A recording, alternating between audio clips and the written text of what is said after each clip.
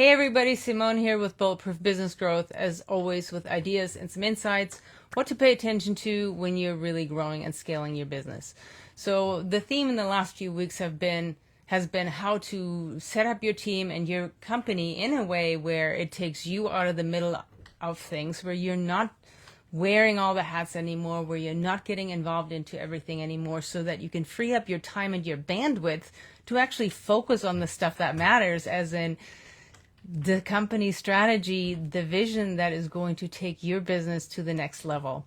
So let's talk about how you go from being the hub of everything to ultimate freedom. And it starts with rethinking delegation. Now, what we've been talking about is to get to that point of freedom, you need a self-led company. And of course, that means you need a self-led team.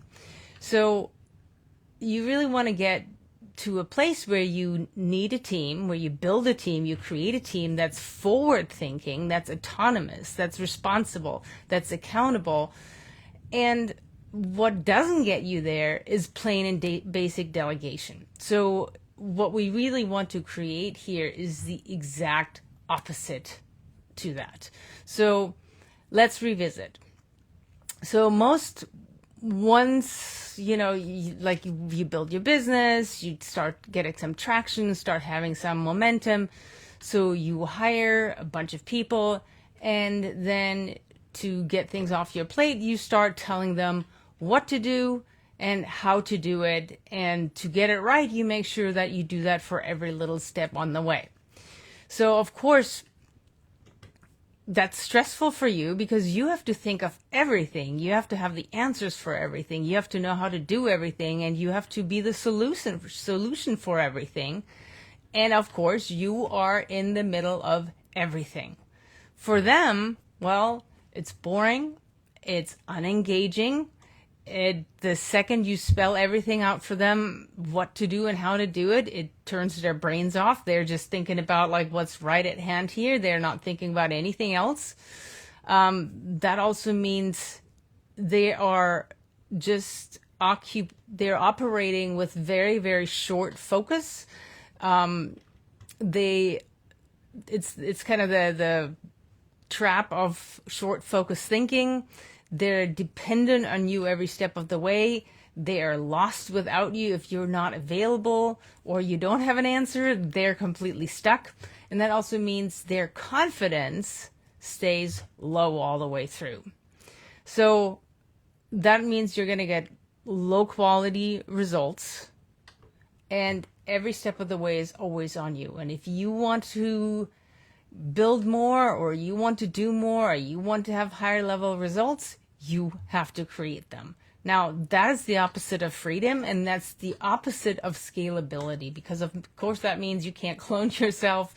So if you can't do it, then it is organically limited by your capacity, your talent, your bandwidth, and at some point, because it's going to weigh you down, your energy. So we really need to rethink delegation. So this starts by really defining, first of all, what's the outcome you really want. So when you think about what you really want, you want the bulk of the day-to-day done with minimal input from you, right? So this is what you want. What do they want, as in your team? They want interesting work. They want autonomy to execute. They want the ability to be creative and come up with cool stuff. They want to feel challenged. They want to feel like they grow. They want to feel like they're developing personally and in business. They want the satisfaction from feeling like the job was well done and they did it. They did it without you. They did it all on their own, right? So that's a really big deal, because it means for them, they have accomplished something. They have purpose. They've had impact. So you have to weigh the two and go, all right, what do I need? What do they need? And how do we get there? So we have to think about this a little differently, a little bit out of the box from how you usually have been doing it. So think about it like this. You've hired them for a very specific purpose. And that's kind of the box they're in. So that can be a good box, and that can be a bad box. It can it can help you really create the clarity that they need, so that they know exactly what to focus on, and that's important.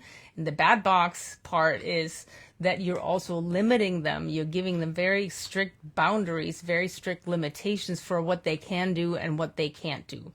So when you think about, you hired them for the specific thing. Now, there is lots about them that you do not know.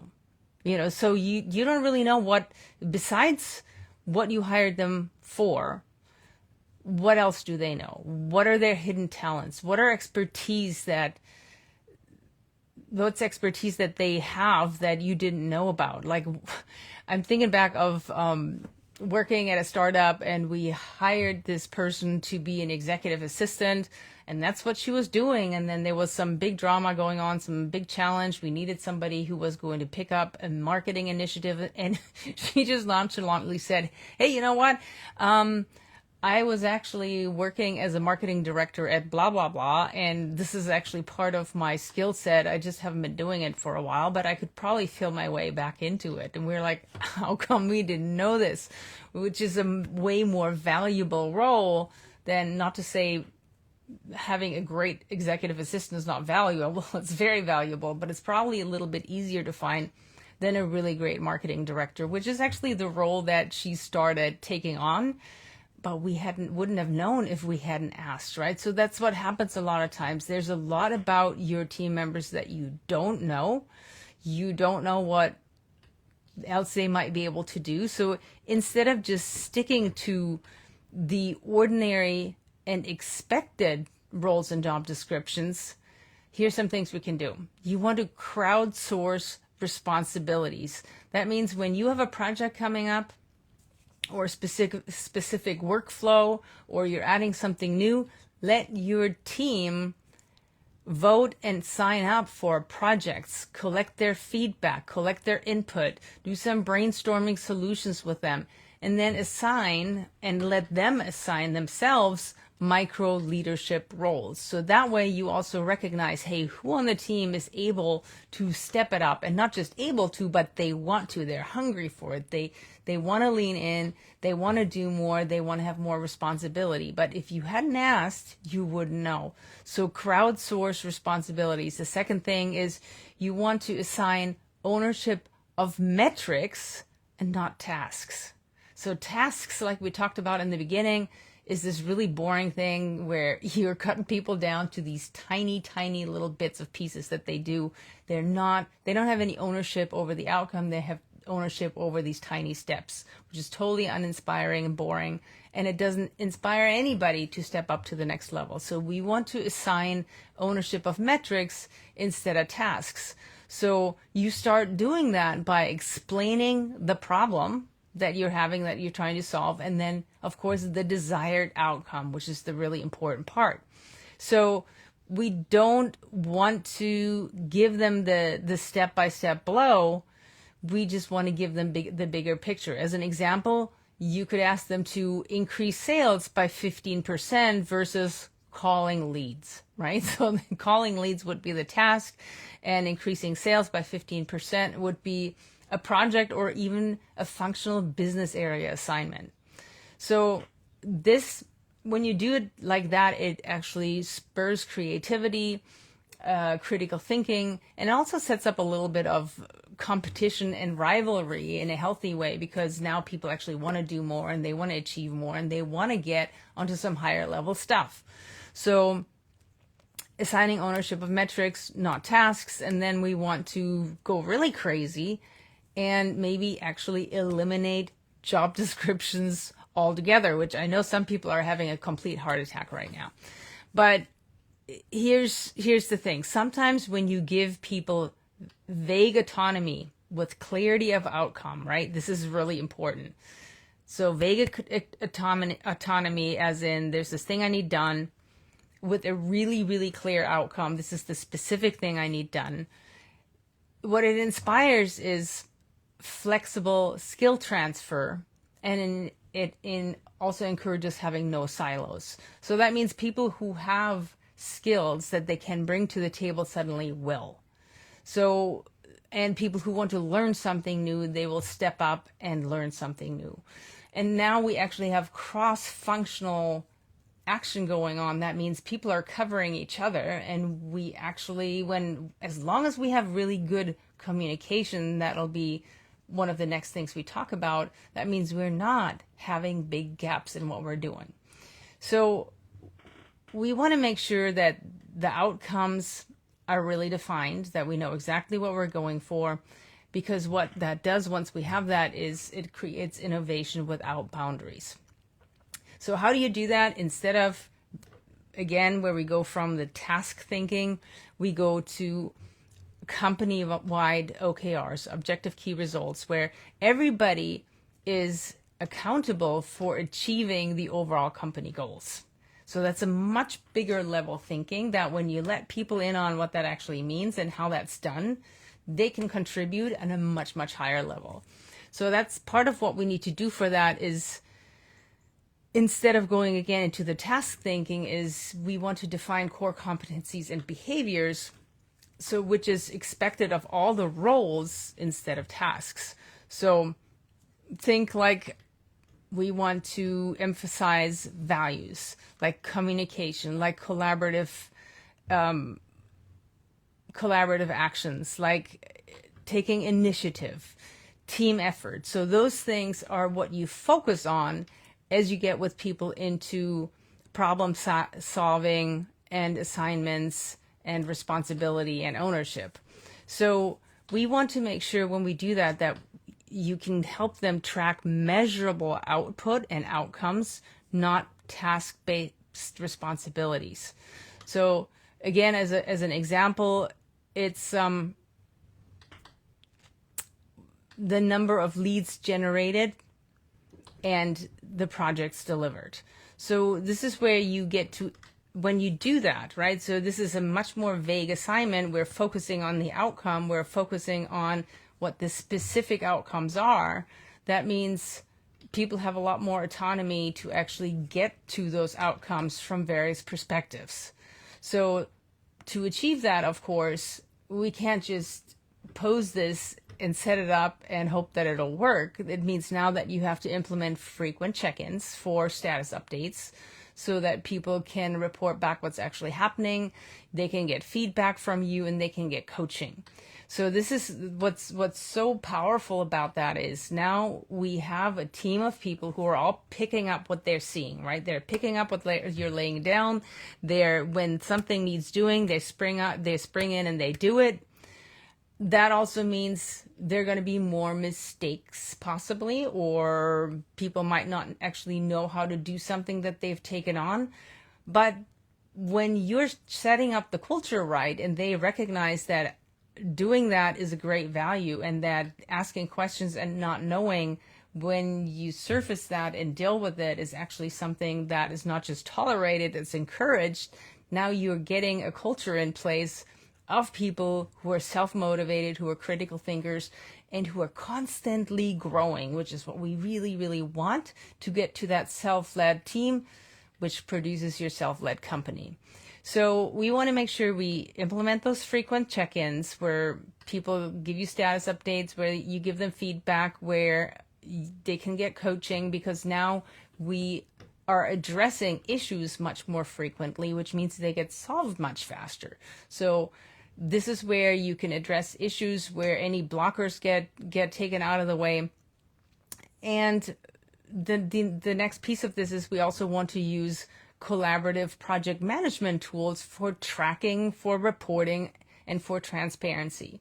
So what's important about that is the transparency aspect, because everybody on the team is relying on each other, right? So when everybody is really clear about what we're tracking and why we're tracking it and who's responsible for tracking what, that means if anybody gets behind, everybody will know that there's somebody who needs help, right? It also fosters peer accountability, which is hugely important because it encourages team members to check in and provide feedback to each other, which when that's part of your culture, And that's, again, not something that's tolerated, but it's actually encouraged. It's part of what people value. That means you're not the only one teaching and training. You're not the only one who's responsible for things getting better. Everybody is, and that's what we want to go for. Another thing is when compensation bonuses and initiatives are tied to overall company metrics that they impact, now that they actually have control over their career, over their earnings in a much more meaningful way than they did before. So you can tie compensation bonuses and incentives to overall company metrics that they impact, that they have control over. And you always want to be in a place where it's part of your culture to always be training, to always be growing, to always be developing, so that everybody can take on new opportunities as they come up. And when we don't have these very restrictive, limiting, stiff job descriptions that keep everybody very, very limited and very boxed in, then there's much more opportunity for people to grow and develop. So you really want to build this culture where, like I said earlier, where people ask for help, where taking on additional work is encouraged and rewarded, and it's something that everybody stands behind. And when underperformance happens, you want to address that really quickly. Like when you see something that's not going right, address that immediately. But it's not about disciplinary action. It's about coaching. It's about giving feedback. It's about giving people a chance to reflect on, what might not have been going well. And it's giving them the chance to self-correct versus being corrected, which is much more powerful and impactful than the other thing. So the key for all of this is that you have visible metrics that tie back to overall goals, to overall company strategy, not just tasks. So if you want to test this out, well, it's pretty easy. You can become temporarily hands-off, which disrupts pattern, and it also helps you discover untapped potential. So one of our clients, we hadn't only been working together for maybe a month, when he took off on a month vacation that he had planned before. And I guess before his answer had just been, well, hopefully we'll pray about it and it works out. But now he had a month of our structures and systems in place, and he was blown away. He texted me from after he'd been gone for a while. He's like, I can't believe this. Our team is actually picking it up. They're doing an amazing job. So far, nothing has really broken. Nothing has fallen through the cracks. Nobody's unhappy. I mean, it was an incredible outcome. Were there mistakes made? Of course there were. Did it all go perfectly? No, it didn't. But going from a place where they felt like taking that month off might completely fold their business, but they had no choice because they were so burned out, versus actually what did happen was the team did great. Nothing important fell through the cracks, nothing important broke, and they could kind of pick up, and when they came back, coach and mentor and help people kind of rectify those things. And it was a very, very powerful experience for all of them. So you want to really challenge yourself where you have to try trusting with the appropriate amount of training and restructuring so that all of you can do things differently, which you'll be surprised. You'll unleash exponential new capabilities in your team from everybody. So you have to start asking, and you have to start working in this way that we just discussed. So if you want to know more about this is one of the parts we're going to address in our week-long free workshop that we have coming up. It's a 7-day workshop, an hour a day. Keeps the disaster, the drama away, right? So it's May 20th through 27. We're going to get together every day at 12 Eastern for an hour and work through these structures and strategies so that we can give you a huge leg up for the next quarter that is coming up right quick. So again, 12 p.m. Eastern, Monday through Saturday that week, the 20th through the 27th. I'll put the link below so that everybody can register. If you haven't registered yet, do yourself a favor and do it right now. And I will see you there. Have a great week.